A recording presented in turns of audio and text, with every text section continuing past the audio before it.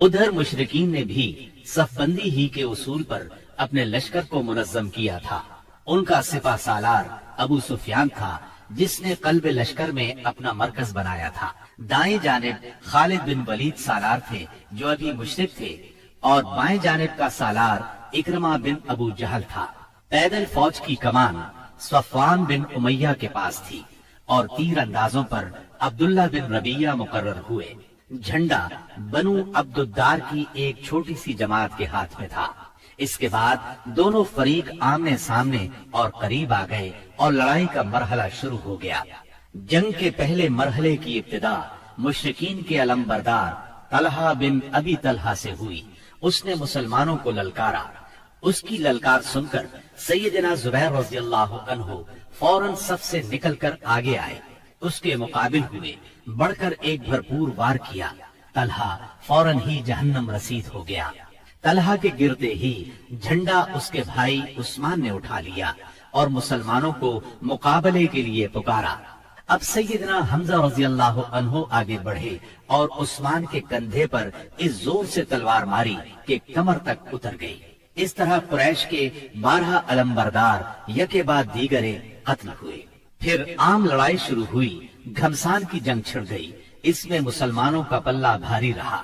مشرکین شکست کھا کر بھاگ نکلے۔ انہیں جوش دلانے والی عورتیں بھی بھاگ کھڑی ہوئیں۔ مسلمانوں نے مشرکین کو گھیر لیا، انہیں مارنے لگے، ساتھ ساتھ مال غنیمت لوٹنے لگے۔ ایسے میں درے پر موجود 50 تیر اندازوں سے وہ غلطی ہو گئی جس نے لڑائی کا پانسا پلٹ دیا۔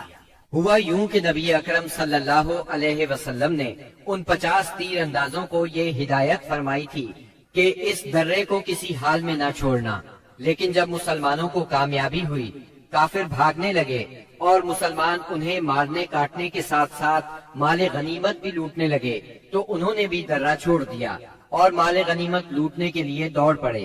تیر اندازوں کے سردار سیدنا عبداللہ بن جبیر رضی اللہ عنہ نے انہیں روکنے کی کوشش کی، لیکن وہ مال غنیمت کی طرف متوجہ ہو گئے۔ قریشی فوج میں خالد بن ولید موجود تھے۔ انہیں اللہ نے غضب کی جنگی مہارت عطا کی تھی۔ انہوں نے اپنی مہارت سے فوراً بھانپ لیا کہ موقع بہت اچھا ہے، مسلمانوں پر اس درے کی طرف سے حملہ کر دینا چاہیے۔ چنانچہ انہوں نے اپنے دستے کو ساتھ لیا اور چکر کاٹ کر درے تک پہنچ گئے۔ وہاں سیدنا عبداللہ بن جبیر رضی اللہ عنہ اور ان کے ساتھیوں کو شہید کر کے یہ لوگ پیچھے کی طرف سے مسلمانوں پر ٹوٹ پڑے۔ اس طرح مسلمان دونوں طرف سے گھیرے میں آ گئے۔ اس طرح 700 مسلمانوں کی فوج اچانک 3000 کے نرغے میں آ گئی۔ زبردست جنگ ہوئی، 70 صحابہ شہید ہو گئے، مسلمان منتشر ہو کر رہ گئے۔ اسلامی فوج کے علمبردار سیدنا مصعب بن عمیر رضی اللہ عنہ کی شکل و صورت رسول اللہ صلی اللہ علیہ وسلم سے بہت ملتی جلتی تھی۔ وہ شہید ہو گئے تو بعض لوگوں نے سمجھا رسول اللہ صلی اللہ علیہ وسلم شہید ہو گئے۔ اس خبر سے اسلامی فوج بد دل ہو گئی، ان میں سراسیمگی پھیل گئی، وہ مایوس ہو گئے۔ بڑے بڑے بہادروں کی طاقت جواب دے گئی۔ کچھ دیر بعد اتفاق سے کعب بن مالک رضی اللہ عنہ نے رسول اللہ صلی اللہ علیہ وسلم کو دیکھ لیا۔ وہ بلند آواز سے پکارے، مسلمانوں، رسول اللہ صلی اللہ علیہ وسلم زندہ ہے۔ مسلمان اس طرف لپکے اور آپ کو حلقے میں لے لیا۔ لڑائی کے دوران میں ایک پتھر آپ صلی اللہ علیہ وسلم کی پیشانی مبارک پر لگا، اس سے زرہ کی 2 کڑیاں آپ کی پیشانی میں دھس گئیں۔ ایک اور پتھر آ کر لگا، اس سے آپ کے 2 دانت شہید ہو گئے۔ مسلمانوں کے پھر پلٹ آنے پر آخر کافروں کو بھاگتے بنی۔ 70 مسلمانوں کی لاشیں خون اور مٹی میں لت پت پڑی تھی۔ کفار نے انتقام کی آگ کو اس طرح ٹھنڈا کیا کہ ان میں سے اکثر کے ناک اور کان کاٹ لیے۔ آپ کے چچا سیدنا حمزہ رضی اللہ عنہ کی ناش کے بھی ناک کان کاٹ ڈالے گئے۔ سرور کائنات صلی اللہ علیہ وسلم نے چچا کی لاش دیکھی تو آپ دیدہ ہو گئے، تاہم صبر فرمایا۔ قریش مکہ کے لیے دعا فرمائی، اے اللہ میری قوم کو ہدایت فرما کیونکہ وہ مجھے نہیں جانتے۔ اس کے بعد آپ مسلمان زخمیوں اور شہیدوں کی خبر لینے کے لیے میدان میں تشریف لائے۔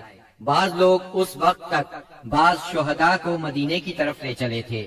آپ نے انہیں حکم دیا کہ انہیں ان کی شہادت گاہوں میں واپس لایا جائے اور سارے شہداء کو غسل اور نماز جنازہ کے بغیر ان کے کپڑوں ہی میں دفن کیا جائے۔ آپ نے 2 اور 3 شہیدوں کو ایک ہی قبر میں دفن کیا، اور ایسا بھی ہوا کہ 2 شہیدوں کو ایک ہی کپڑے میں دفن کیا گیا۔ درمیان میں اسخر گھاس ڈال دی گئی۔ لحد میں اس شخص کو آگے کیا جسے قرآن زیادہ یاد تھا۔ آپ نے فرمایا، میں ان لوگوں کے بارے میں قیامت کے دن گواہی دوں گا۔ لوگوں نے سیدنا حنظلہ بن ابی عامر رضی اللہ عنہ کی لاش اس حالت میں پائی کہ وہ زمین سے اوپر اٹھی ہوئی تھی اور اس سے پانی ٹپک رہا تھا۔ رحمت دو عالم صلی اللہ علیہ وسلم نے فرمایا، فرشتے انہیں غسل دے رہے ہیں۔ ان کا واقعہ یہ ہے کہ ان کی نئی شادی ہوئی تھی، بیوی کے ساتھ ہی تھے کہ جنگ کی دعوت کانوں میں پڑی۔ وہ بیوی کو چھوڑ کر سیدھے میدان جنگ میں آ گئے، پھر حالت جنابت ہی میں لڑتے ہوئے شہید ہو گئے۔ چنانچہ فرشتوں نے انہیں غسل دیا، اس لیے انہیں غسیل الملائکہ کہا جاتا ہے۔ سیدنا حمزہ رضی اللہ عنہ کو اتنی چھوٹی چادر میں دفنا دیا گیا کہ اگر سر ڈھانکا جاتا تو پاؤں کھل جاتے تھے، اور پاؤں ڈھانکے جاتے تو سر کھل جاتا تھا۔ چنانچہ پاؤں پر اسخر گھاس ڈال دی گئی۔ یہی صورتحال سیدنا مصعب بن عمیر رضی اللہ عنہ کے ساتھ پیش آئی۔ شہداء کے دفن اور ان کے لیے دعا کے بعد نبی اکرم صلی اللہ علیہ وسلم اور صحابہ کرام مدینے کی طرف چلے۔ راستے میں کچھ عورتیں ملی جن کے عزیز شہید ہوئے تھے۔ نبی صلی اللہ علیہ وسلم نے انہیں تسلی دی اور ان کے لیے دعا فرمائی۔ بنو دینار کی ایک خاتون آئیں جن کے شوہر، بھائی اور باپ شہید ہو گئے تھے۔ جب انہیں ان کے عزیزوں کی شہادت کی خبر دی گئی تو بولی، رسول اللہ صلی اللہ علیہ وسلم کی کیا خبر ہے؟ انہیں بتایا گیا رسول اللہ صلی اللہ علیہ وسلم خیریت سے ہیں۔ وہ بولی، میں آپ کو دیکھنا چاہتی ہوں۔ لوگوں نے اشارے سے بتایا۔ جب ان کی نظر آپ پر پڑی تو بولی کہ آپ کے بعد ہر مصیبت ہیچ ہے۔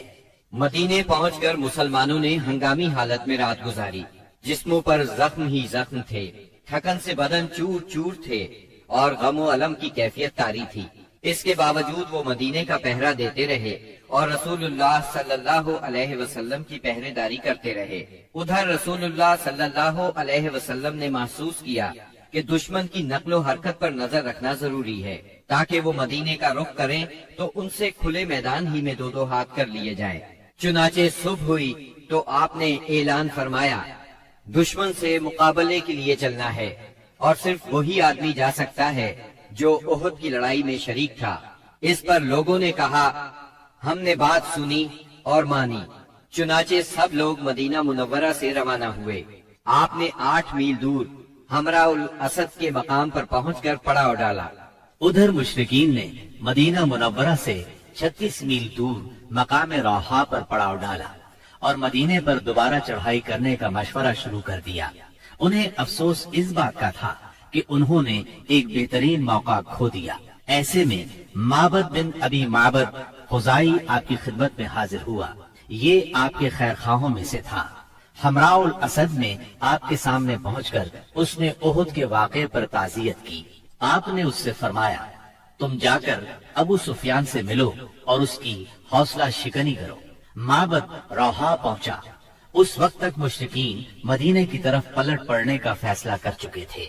معبد نے انہیں بری طرح ڈرایا، کہنے لگا، محمد ایسی جمعیت لے کر نکلے ہیں کہ میں نے ایسی مثال پہلے نہیں دیکھی۔ وہ سب لوگ تمہارے خلاف غصے سے بھرے ہوئے ہیں، بھڑکے ہوئے ہیں۔ ان پر اس قدر جوش طاری ہے کہ میں نے ایسی مثال پہلے کبھی نہیں دیکھی۔ نیز میرا خیال ہے کہ تم کوچ کرنے سے پہلے اس لشکر کا ہراول دستہ اس ٹیلے کے پیچھے سے نمودار ہوتا ہوا دیکھ لو گے۔ اس کی باتیں سن کر مکی لشکر کے حوصلے پست ہو گئے، عزائم ڈھیلے پڑ گئے۔ چنانچہ ابو سفیان نے ایک قافلے کے ذریعے سے یہ پیغام بھیجا، لوگ تمہارے خلاف ہیں، ان سے ڈرو۔ یہ پیغام انہوں نے اس لیے بھیجا کہ مسلمان ان کی طرف نہ آئیں۔ جہاں تک مسلمانوں کا تعلق ہے، اس دھمکی کا ان پر کوئی اثر نہ ہوا۔ اس دھمکی نے ان کے ایمان کو اور بڑھا دیا۔ اللہ تعالی سورہ آل عمران کی آیت 173 میں فرماتے ہیں، اس نے ان کے ایمان کو اور بڑھا دیا اور انہوں نے کہا، اللہ ہمارے لیے کافی ہے اور وہ بہترین کارساز ہے۔ آگے سورہ آل عمران آیت 174 میں فرمایا، چنانچہ وہ اللہ کی نعمت اور فضل کے ساتھ پلٹے، انہیں کسی برائی نے نہ چھوا، اور انہوں نے اللہ کی رضامندی کی پیروی کی، اور اللہ بڑے فضل والا ہے۔